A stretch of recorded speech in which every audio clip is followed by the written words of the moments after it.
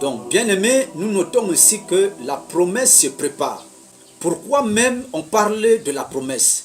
Pourquoi elle ne vient pas directement? Et cela reste comme une promesse. La promesse se façonne. C'est une bénédiction que le Seigneur prépare par rapport à la dimension auquel il veut opérer avec toi. Donc c'est pour cela qu'il prend le temps de façonner la chose. Il prend le temps de rassembler tous les éléments nécessaires afin qu'arriver dans ta vie, que la promesse vienne avec une grande valeur, qu'elle vienne changer les choses, vienne pour établir.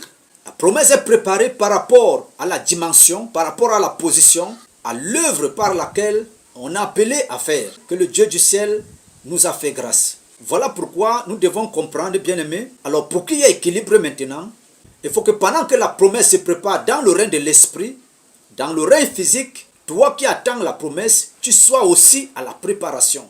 Tu te mets au travail. Il faut aussi être à la dimension, au niveau, à la position auquel Dieu attend, afin que la promesse puisse venir rester et demeurer.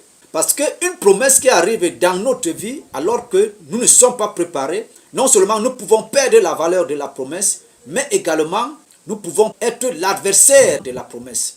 C'est pour cela que Dieu, regardant cela dans le règne de l'esprit, il a compris que pour que la promesse arrive, il faut que tu sois déjà mûr, préparé à la dimension de la promesse, les capacités pour contenir la promesse. C'est très important.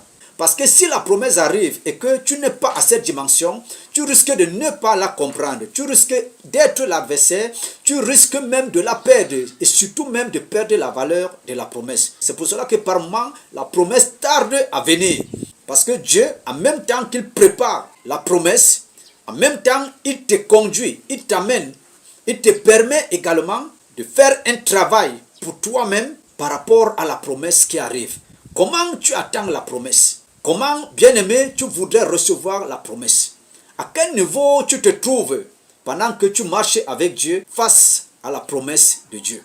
La question que nous nous posons ici, qu'est-ce que Dieu t'a dit avant que Dieu te promette telle ou telle chose?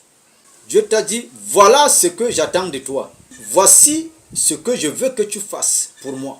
Mon enfant, voici, je te donne ceci. J'ai besoin que tu me fasses ceci. J'ai besoin que tu sois ainsi.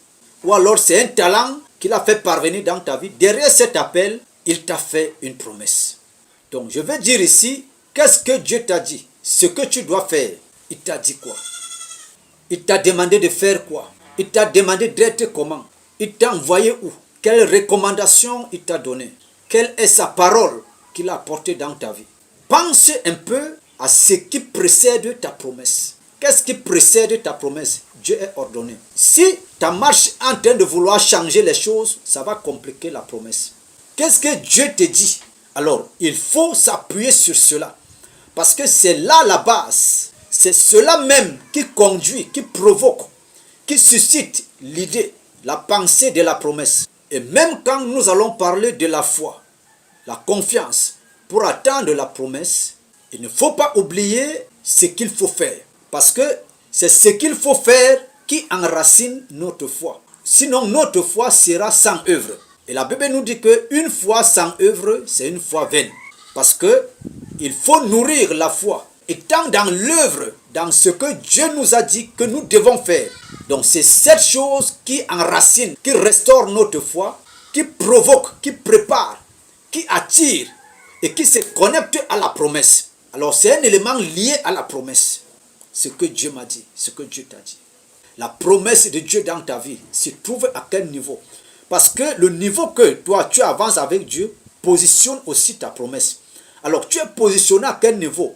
Pour comprendre à quel niveau peut se trouver ta promesse dans le règne de l'esprit. Lorsque la promesse sort, elle doit s'accomplir. Parce que c'est là où Dieu se définit en tant que Dieu souverain. Parce que Dieu c'est sa parole. En fait, qui bénéficie premièrement de la promesse, c'est celui qui reçoit la promesse. Donc, bien aimé, nous devons comprendre que lorsque la promesse est accomplie dans notre vie, cela donne une gloire à Dieu, une gloire dans le ciel. Et le travail que nous devons faire sur la terre, c'est d'observer attentivement ce que Dieu nous a dit et maintenant se mettre au travail par rapport à nous-mêmes pour que notre marche vers la promesse puisse être une marche d'excellence, il faut que nous soyons au travail. Nous allons comprendre que la chair ne comprend pas la promesse de Dieu. Donc, nous devons travailler en même temps le nous-mêmes, notre chair, de la soumettre, de la canaliser, de la recadrer, afin qu'elle soit sur le plan de la marche, de l'œuvre que nous devons manifester pour attendre, pour vivre l'accomplissement de la promesse. Nous bénissons Dieu par rapport à sa grâce.